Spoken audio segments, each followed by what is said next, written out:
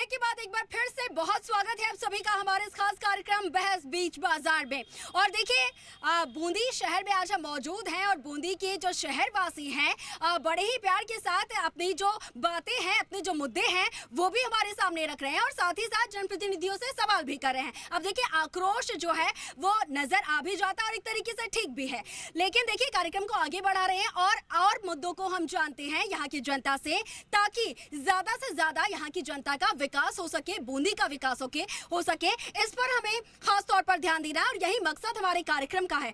तो एक बार फिर हम जनप्रतिनिधियों के पास आ पहुंचे हैं और यहाँ पर हमारे साथ कांग्रेस के जो है यहाँ पर मौजूद है। सड़कों की बात की जाए तो जैसा कि कहा गया कि खस्ता हाल सड़कें हैं, भ्रष्टाचार के आरोप लग रहे हैं और साथ ही पर्यटन के क्षेत्र में बूंदी काफी आगे बढ़ सकता है, लेकिन 15 साल से यहाँ पर जो विधायक रहे हैं वो इतना बेहतर काम नहीं कर पाए हैं कि बूंदी को और ज्यादा विकसित किया जा सके, पर्यटन के क्षेत्र में रोजगार यहाँ पर मिल सके, पर्यटक बढ़ सके। तो इस क्षेत्र में कब काम हो पाएगा?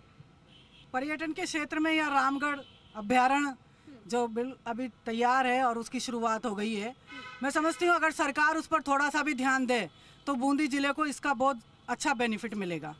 दूसरा, अभी चर्चा आई थी, हमारे साथी कांग्रेस के कार्यकर्ता हैं हमारे सतेश जी कह रहे थे, लेकिन मैं ये कह रही हूँ गरड़दा डैम बांध के संबंध में जब उन्होंने बोला तो मैंने यही कहा उनसे कि ये भारतीय जनता पार्टी की सरकार में तैयार हुआ और अगर पिछले 5 साल में सरकार थोड़ा भी इसमें इंटरेस्ट लेती, मेरा कहना यह है, तो नहरें तैयार हो जाती और किसानों को उसका बेनिफिट मिलता। क्यों नहीं कांग्रेस सरकार ने अभी तक उसमें इंटरेस्ट लिया? अगर इंटरेस्ट लेती तो निश्चित रूप से किसानों को पानी मिल पाता। तो मेरा तो यही कहना है कि आने वाले समय में रामगढ़ अभ्यारण्य पर सरकार ध्यान दे और ध्यान देने के बाद में यहाँ बूंदी का विकास निश्चित तौर से उससे बढ़ेगा और हमारा पूरा जो ये खटखट एरिया है बूंदी जिले का वो पूरा सरसब्ज होगा। इसलिए मेरा यही है कि आने वाले समय में जो भी सरकार, वैसे कांग्रेस की सरकार तो 5 साल से हम देख रहे हैं, लेकिन जो हमारे सी वोटर का जो अभी अभी आया है बीजेपी की वो 120 से 130 सीट जो बता रहे हैं, तो आने वाले समय में हम तो यही ध्यान देंगे कि यहाँ पर रामगढ़ अभ्यारण्य का ज़्यादा से ज़्यादा पर्यटन स्थल बढ़े और जिससे कि बूंदी जिले को फायदा हो। सवाल यहाँ पर यह है कि पिछले 15 साल से बीजेपी के विधायक रहे हैं, 15 सालों में वो काम नहीं कर पाए। 5 साल से कांग्रेस की सरकार है, लेकिन उससे पहले तो बीजेपी की सरकार 15 साल में से 10 साल तो विपक्ष में रहे हैं, 5 साल ही वो पक्ष में रहे हैं, 5 साल ही बीजेपी की सरकार में रहे। अरे मैं कहती हूँ 5 साल में कांग्रेस की, अरे आप बैठिए एक मिनट, आप ये देखिए कि 10 साल, अरे मैं कहती हूँ 70 साल से कांग्रेस की सरकार है देश में। अरे 70, अरे एक मिनट नीचे बैठिए, मेरी बात सुने। 70 साल से, अरे मुझे ये बताइए, अगर आप इस पर ही आ रहे हैं ना, बैठिए आप इस पर ही आ रहे हैं ना, तो 70 साल से यहाँ पर कांग्रेस ने राज किया है इस देश के ऊपर। क्या किया मुझे ये बताइए, कौन सा ऐसा काम किया? भारतीय जनता पार्टी ने काम किया। 370 है हटाया तो भारतीय जनता पार्टी ने हटाया, राम मंदिर का निर्माण कराया तो भारतीय जनता पार्टी ने कराया, और आज विश्व में अगर एक पहचान बनाई तो भारतीय जनता पार्टी के माननीय प्रधानमंत्री आदरणीय नरेंद्र मोदी जी ने बनाई। जैसा कि अभी इन्होंने बताया, रामगढ़ अभ्यारण्य जो डिक्लेयर किया गया है, 800 करोड़ रुपए के निर्माण कार्य उसको डेवलप होने में खर्च किए जा रहे हैं केंद्र सरकार के बजट से। इसी तरह बूंदी को जो मेडिकल कॉलेज, क्योंकि बूंदी में इन्होंने जमीन उल्टी सुल्टी उपलब्ध कराने के कारण वो चल गया यहाँ से हिंडोली एरिया में, तलाव गांव में।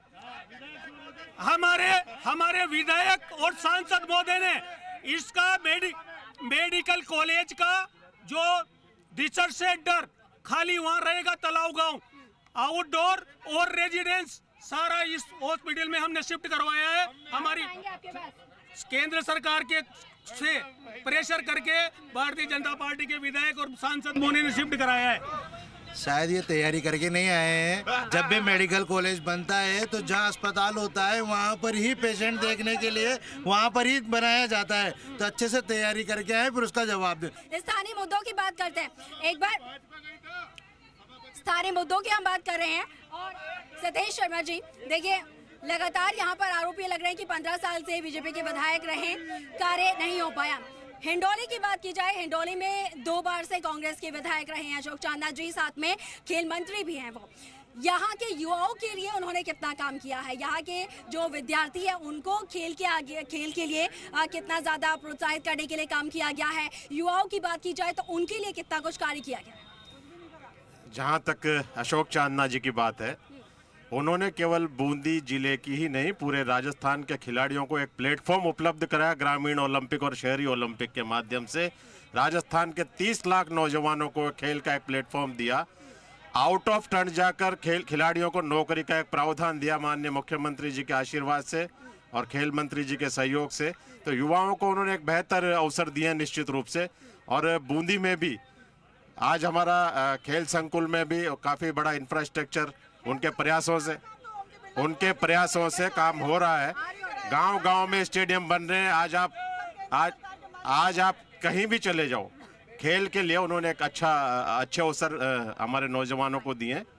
एक सवाल और है, ये आरोप भी यहाँ पर लगते हैं कि खेल एक मिनट मैडम आऊंगी आपके पास। आ रहे हो, मैं आपके पास आऊंगी तब आप अपनी बात रखिए। एक और आरोप यहाँ पर लगते हैं खेल मंत्री के खिलाफ कि उन्होंने मंत्री होने के नाते पूरे बूंदी जिले की बजाय अपने क्षेत्र का यानी कि हिंडौली विधानसभा क्षेत्र जो है उसका ज्यादा विकास किया, लेकिन पूरे डिस्ट्रिक्ट पे उन्होंने ध्यान नहीं दिया, पूरे जिले पे ध्यान नहीं दिया। ये आरोप ऐसा नहीं है, ये स्वाभाविक है कि जहाँ से जनप्रतिनिधि चुनाव जीत कर आता है तो पहला प्राथमिकता भी उनकी अपने क्षेत्र के प्रति होता है निश्चित रूप से। और केवल अशोक चांदना जी की नहीं, आज कोटा में हम देखें धारीवाल जी ने कोटा में जो विकास का कार्य करवाया। अब अगर हम ये सोचें कि वैसा काम बूंदी में भी हो, जयपुर में भी हो, जोधपुर में भी हो, केकड़ी में भी हो, तो वो संभव नहीं है। जो जनप्रतिनिधि होता है अपने क्षेत्र का एक अलग से उसका विजन होता है कि मैं मेरे क्षेत्र की जनता के लिए एक ऐसा काम करके दूं। और जहां तक अशोक चांदना जी ने बूंदी के लिए भी उन्होंने जो संभव हो सकता है उन्होंने उसके लिए भी प्रयास किए। ठीक है, तो साफ तौर पर उनका कहना है कि जितना संभव हो सकता है उन्होंने अपने क्षेत्र के काम किया है और जहाँ के जो खिलाड़ी हैं उनके लिए भी काम किया है।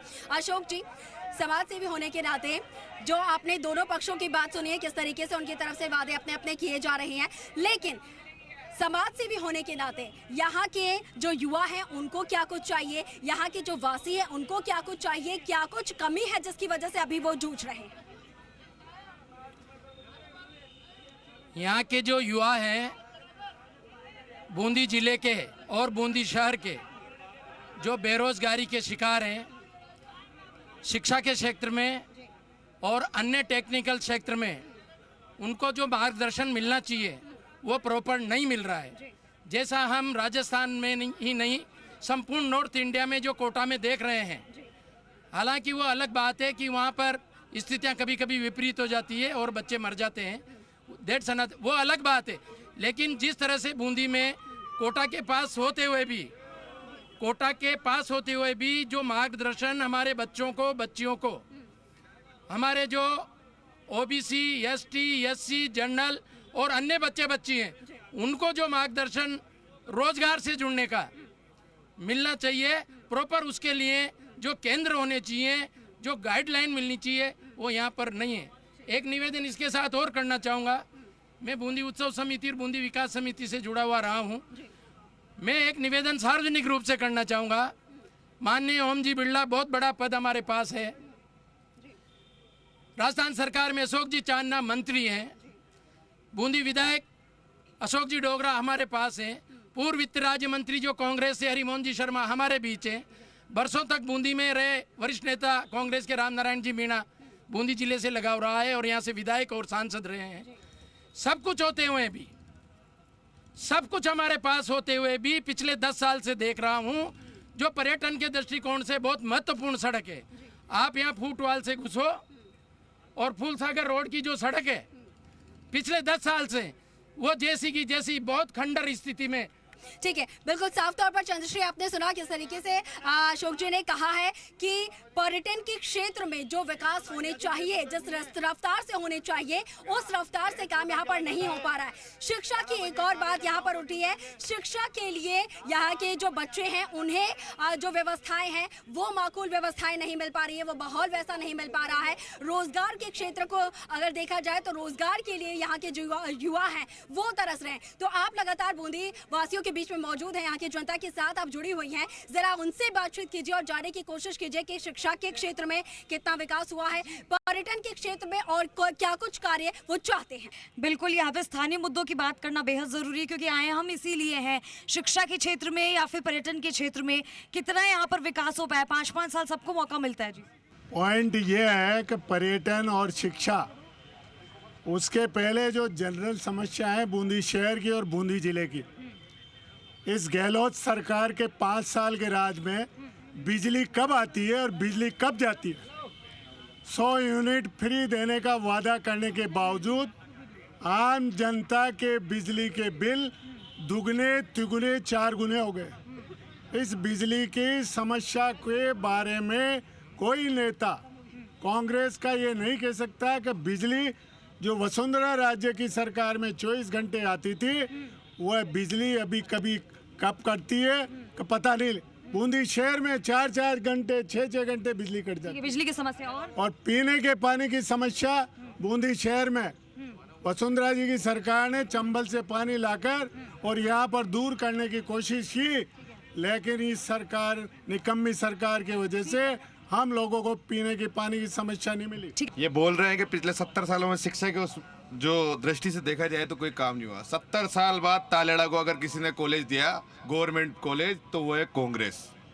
70 साल बाद बूंदी को अगर किसी ने लॉ कॉलेज दिया तो वो है बूंदी के अंदर राजस्थान गवर्नमेंट, मुख्यमंत्री अशोक गहलोत साहब। तो कंटिन्यू शिक्षा के में काम हुए हैं और आप देखते जाओ आगे कांग्रेस जीतेगी बढ़िया बहुमत के साथ। ठीक है जी, जल्दी जवाब दीजिए। जहाँ तक विकास की बात है बंद हो चुका था, तो यहाँ जितने भी विधायक रहे 15 सालों से, उनकी मानसिकता विकास करने की कतई नहीं रही है। और यदि इसी तरह अगर इन बुजुर्गों को लगातार इस बूंदी विधानसभा में उतारा जाएगा तो ऐसी सोच रहेगी। यहाँ पर युवाओं की जरूरत है, युवा एमएलए की जरूरत है जो एक विकास की गंगा बहे और उनकी सोच रहे, नई सोच हो। इसीलिए मेरा तो यही निवेदन है कि युवाओं को मौका देना चाहिए। ठीक है, युवाओं को यहाँ पर मौका मिलना चाहिए, ये भी बड़ी डिमांड है यहाँ की जनता की। छोटी काशी में तहे दिल से धन्यवाद अर्पित करता हूँ। जहाँ तक सवाल है हमारी बूंदी का, नगर परिषद जब से कांग्रेस की बनी है और आदरणीय भाई साहब हरिमोहन जी ने जो एक विजन रखा था, एक समस्याएं रखी थी कि अगर हम जीते तो शहर में जो जो विकास है एक लिख के उन्होंने दिया था और निरंतर उस पर उन्होंने अमल किया। और कांग्रेस ने आज इस शहर में हर जगह रोड के काम चल रहे हैं, विकास काम हो रहा है, लाइटें नई लगी हैं, पानी की समस्या भी काफ़ी हद तक उसका समाधान हुआ है। हमारे आदरणीय भाई विपक्ष के नेता माधवानी जी कह रहे थे कि यहाँ पर भ्रष्टाचार हो रहा है, कई बार वो उठा चुके हैं इस मुद्दे को, लेकिन उन्होंने एक भी इस भ्रष्टाचार का कोई भी मुद्दा ना ओपन कर पाए।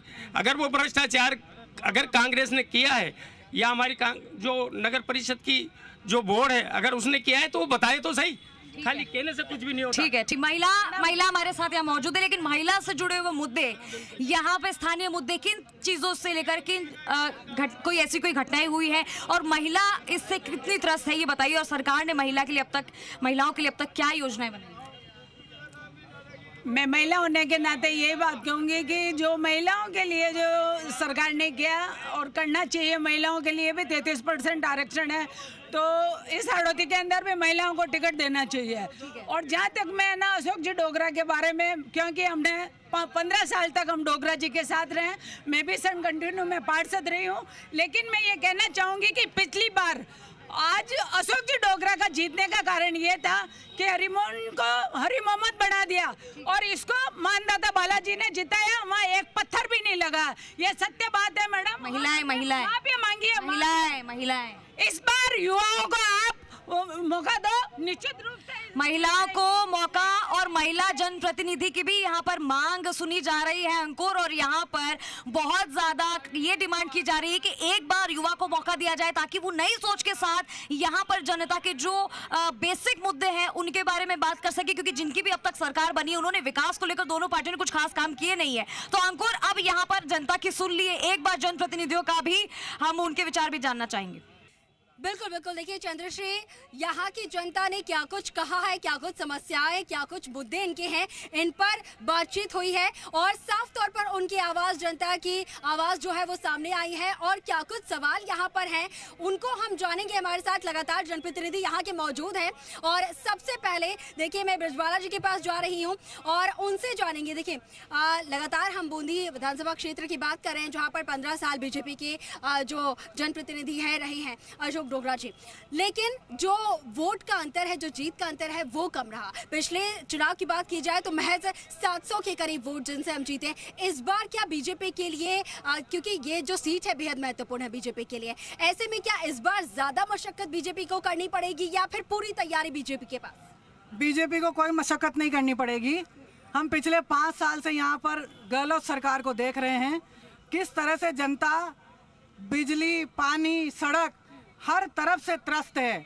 और भारतीय जनता पार्टी के पक्ष में आम जनता ये माहौल बना चुकी है कि आने वाले समय में भारतीय जनता पार्टी को जिताना है और भारतीय जनता पार्टी की राज्य में सरकार स्थापित करके और केंद्र सरकार के साथ मिलकर और इस देश को परम वैभव पर पहुंचाना है। तो देखिए बीजेपी की तरफ से साफ तौर पर ये दावा किया जा रहा है कि जनता ने मन बना लिया है कि दोबारा से बीजेपी की जो सत्ता है वो लौटेगी। अब कांग्रेस जो है वो किस तरीके से इस चुनाव में फिर से अपनी सत्ता लाने को तैयार है, क्या कुछ तैयारियां हैं, किस तरीके से रोड मैप कांग्रेस की तरफ से तैयार किया गया है? राजस्थान में जो रिवाज चल रहा था, एक बार कांग्रेस एक बार भारतीय जनता पार्टी की सरकार, अब की बार वो रिवाज बदलने वाला है और राजस्थान में पुनः एक बार कांग्रेस की सरकार बनेगी। और सरकार क्यों बनेगी? क्योंकि माननीय मुख्यमंत्री अशोक जी गहलोत साहब ने जो नीतियां बनाकर आम आदमी के जीवन स्तर में बदलाव लाने का काम किया है, आम आदमी को राहत देने का काम किया है, जिस प्रकार से भारतीय जनता पार्टी की केंद्र सरकार ने महंगाई बढ़ाकर आम लोगों को तकलीफ देने का काम किया था, उससे काफ़ी हद तक उबारा है माननीय अशोक जी गहलोत साहब की नीतियों ने। चाहे वो चिरंजीवी योजना का 25 लाख का इलाज हो, चाहे 10 लाख रुपए की दुर्घटना बीमा योजना हो, चाहे गैस सिलेंडर को 500 रुपये में देने का काम किया हो, चाहे उन्होंने महिलाओं को रोडवेज में 50% किराए पर उनको एक राहत देने का काम किया हो, चाहे उन्होंने फूड पैकेट देने के माध्यम से हमारी जनता को राहत देने का काम किया हो। हम यहाँ तक कि पशु बीमा के नाम पर भी 40-40 हज़ार रुपये पशुओं के देने का काम राजस्थान की सरकार ने किया है। और इतना बड़ा काम चाहे पूर्व में भी कांग्रेस की सरकारें रही है, लेकिन उन्होंने भी जो काम नहीं किया वो माननीय अशोक जी गहलोत साहब की सरकार ने किया है। और मैं ब्रजबाला जी को इस प्रकार से वो कह रहे हैं, आप तो बूंदी की सीट का ध्यान रखना, राजस्थान में सरकार किसकी बनेगी किसकी नहीं वो तो बात की बात करेंगे, आप तो बूंदी की सीट का ध्यान रख लेना तो पता चल जाएगा कि अब की बार होने वाला क्या है। ठीक है, तो देखिए साफ तौर पर हमने कांग्रेस के जो जनप्रतिनिधि हैं उन्हें भी सुना और भाजपा की जो जनप्रतिनिधि हैं उन्होंने भी सुना, अपने अपने जीत के दावे इन्होंने किए हैं। लेकिन अब हम एक बार फिर से समाज सेवी अशोक जी हैं उनके पास आएंगे और अब जानेंगे कि देखिए आपने दोनों के ही दावे सुने हैं, दोनों के जो अब तक के वादे हुए हैं वो कितने पूरे हुए नहीं पूरे हुए आपने सुने हैं। लेकिन अब मैं आपसे जानना चाहूंगी कि असल में बूंदी जिले की जनता क्या चाहती है। आगे किसी की भी सरकार बने, लेकिन बूंदी वासियों को आगे क्या चाहिए? बूंदी वासियों को आगे विकास चाहिए। बेरोजगारी जो युवाओं में फैली हुई है उसका मिटना और उसके लिए विभिन्न प्रशिक्षण सरकार की तरफ से आए और केंद्र स्थापित हो, ये बात चाहिए ताकि अधिक से अधिक युवा हमारा, चाहे वो बहनें हों, लड़कियां हों या लड़के हों, वो रोजगार से जुड़ सके।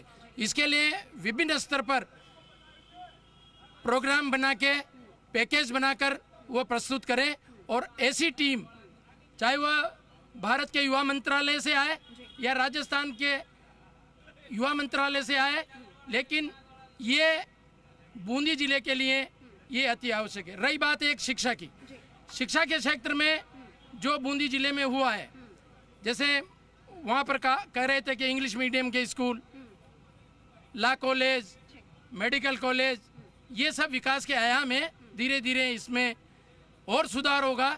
अगर शिक्षा के क्षेत्र में, कोचिंग के क्षेत्र में बूंदी जिले में सुधार होता है तो हमारे बच्चे बच्चियां आगे बढ़ सकेंगे। अंतिम दौर में एक बात और निवेदन करूंगा कि जिस स्थिति में, जिस स्टेज पे सामाजिक कार्यकर्ता की हैसियत से मुझे खड़ा किया गया है, अगर मोदी जी, देश के प्रधानमंत्री जी कोई अच्छा काम करते हैं तो उसकी बड़ाई करना चाहिए। कोटा और बूंदी में लगातार अध्यक्ष रहे ओम जी बिरला, लोगों के व्यक्तिगत से लेकर कोई अच्छा काम कर रहे हैं तो बड़ाई करना चाहिए।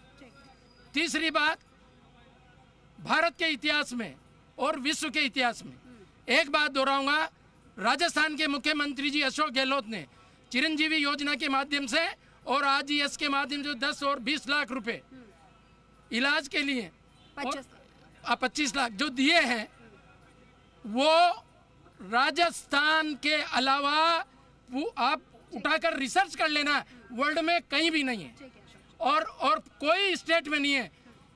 हम मुख्यमंत्री जी को रोल मॉडल के रूप में भारत सरकार ले और सभी स्टेट इसको लागू करे, ये मैं कहना चाहूँ। बिल्कुल। तो देखिए अशोक जी बहुत शुक्रिया आपका, सत्येंद्र जी आपका भी बहुत शुक्रिया और ब्रिजबाला जी आपका भी बहुत शुक्रिया। तो देखिए बूंदी जिले के जनप्रतिनिधि हमारे साथ मौजूद थे और जो भी जनता के सवाल थे उनके जवाब उन्होंने दिए हैं बेबाकी के साथ, और साथ ही साफ तौर पर बूंदी की जनता को क्या चाहिए ये भी अशोक जी ने बताया है। बूंदी की जनता को चाहिए विकास, बूंदी के जो विद्यार्थी हैं, जो बच्चे हैं, उन्हें चाहिए अच्छे शिक्षा, और साथ ही यहाँ के जो युवा हैं, जो बेरोजगार हैं, उन्हें चाहिए रोजगार ताकि बूंदी जिले का विकास हो सके। तो कुल मिलाकर बूंदी जिले की जनता को चाहिए विकास, और इसीलिए 25 नवंबर की वो तारीख जब बूंदी की जनता के हाथों में वो पावर होगा, जबकि वो अपने मत का प्रयोग करेंगे और एक ऐसे व्यक्ति को चुनेंगे जो कि उनके लिए बेहतर काम कर पाएंगे। इसी के साथ हमारा इस खास कार्यक्रम बहस बीच बाजार में फिलहाल के लिए इतना ही। आगे फिर आपसे मुलाकात होगी। फिलहाल के लिए आप सभी का बहुत शुक्रिया हमारे साथ जुड़ने के लिए। देखते रहिए जी राजस्थान। नमस्कार।